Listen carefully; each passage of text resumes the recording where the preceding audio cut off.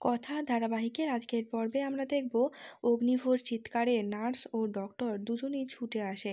কথাকে check up করে জানতে পারে পেশেন্ট একদম সুস্থ রয়েছে, হার্টবিট এখন নর্মাল। সাথে সাথে অগ্নিভ বাড়িতে ফোন করে জানিয়ে দেয়। বাড়ির সকলে এই খবর শুনে অনেক খুশি হয়। অগ্নিভ কথাকে বলে, ফাঁকি দিয়ে চলে যেতে চাইছিলি? কথা বলে, যেতে আর দিলেন কই, সেই তো ফিরে আনলেন। অগ্নিভ কথার কপালে চুমু দেয়। খুশিতে দুজনেরই চোখ থেকে অশ্রু বেয়ে পড়ে। দেখানো হয় কিছুদিন পরের ঘটনা, যেদিন কথা সুস্থ হয়ে বাড়ি ফিরছে। পুজোর শেষে ঠাকুরকে তখনও বিসর্জন দেওয়া হয়নি, কারণ কথা এসে অঞ্জলি না দিলে কেউই তারা ঠাকুরকে বিসর্জন দেবে না।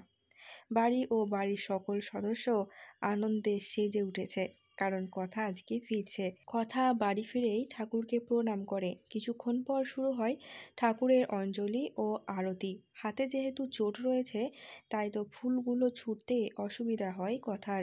অগ্নিভ সেই ফুল কথার বুকে ও মাথায় ছুঁয়ে দেয়। কথা বলে সে নাকি আরতি করবে, কিন্তু বাড়ির সকলেই এতে আপত্তি রয়েছে, কারণ ওই ভারী প্রদীপ তোলা কথার পক্ষে একটু রিস্কি হয়ে যাবে। কথা বলে, যার জন্য আমি আমার প্রাণ ফিরে পেলাম, আমি তার জন্য এতটুকু করতে পারবো না?